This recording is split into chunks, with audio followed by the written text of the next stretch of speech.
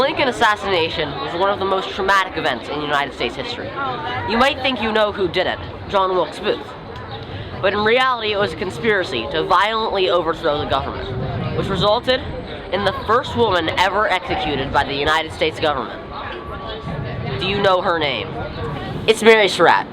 You might say that the story of the Lincoln assassination started here, at Mary's boarding house, where the conspirators frequently met. Or did it start here, in Surrattsville, a tavern and inn owned by John Surratt, Mary's, by all accounts, drunkard husband? Born in 1822, Mary Jenkins married John Surratt at age 17. She raised their 4 children amid the rise and fall of the family fortune, due mostly to John Surratt's drinking and gambling.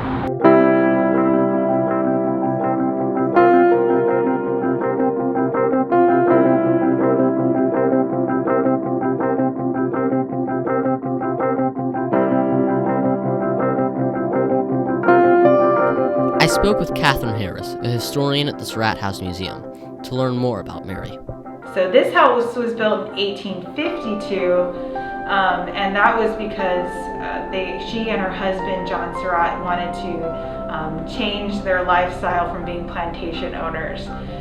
They originally owned a plantation called Pasture and Gleaning, which was in Oxon Hill, and that grist mill that they had at the plantation was actually burned down by an enslaved man named Nace Brown, and he did that in retaliation for being enslaved. So it was that event that made them wanted to sell that land to start life anew with a tavern here, right next to Piscataway Road, which is still a busy road today, but it was a main road going south. So they would get lots of visitors coming. And then it was in 10 years later, so 1852 to 62, when John Surratt Sr. suddenly died and Mary was left with a lot of debt, and she decided to rent out this tavern to a man named John Lloyd and to run the boarding house in D.C. on her own. But once she was living in Washington, how did she become involved in the conspiracy to kidnap, then assassinate Abraham Lincoln? It was there that she got involved with John Wilkes Booth, and her son, John Surratt Jr., also was kind of the instigator of that. And that is when Mary decided to, actually in 1865, send supplies to this tavern for John Wilkes Booth to have them when he escaped down to Virginia after assassinating Lincoln. On the evening of April 14th, 1865, John Wilkes Booth shot President Lincoln in Ford's Theater.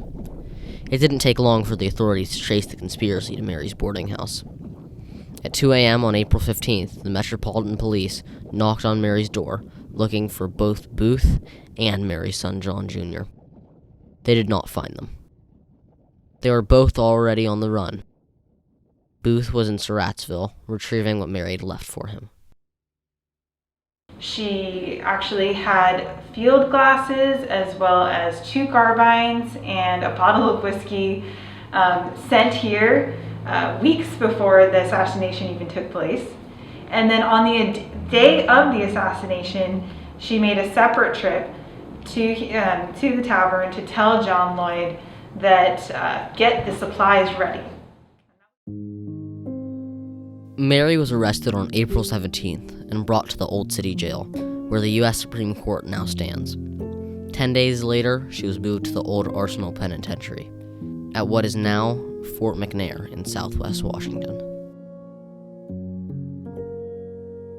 Mary was tried and convicted of aiding and abetting her co-conspirators in the assassination of Abraham Lincoln. She was sentenced to death on June 30th, 1865.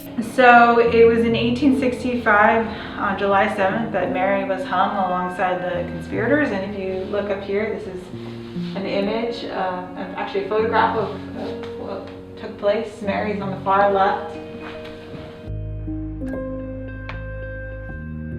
What do you feel when you see this photograph? And a lot of people say that was a tragedy. And, we always like to say look at the larger context, what was going on in 1865. There were all kinds of people that were dying, and tragically dying, especially the African Americans that had died from racial tensions in this country. We were really trying to put ourselves back together. And so we always want that to be a reminder. In addition, that Mary also was very much involved in the conspiracy, and whether she should have died by hanging, maybe that shouldn't have happened, especially considering that her son, John Surratt Jr., who was very much involved, was able to escape in 1865, go all the way to Europe, basically live his life for 2 years incognito, and someone finally found him and brought him back to the United States.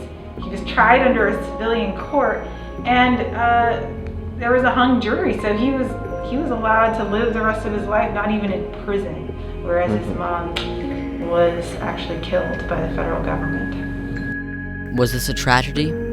A miscarriage of justice? Or did Mary deserve to be executed? Historians are still debating her legacy. What do you think?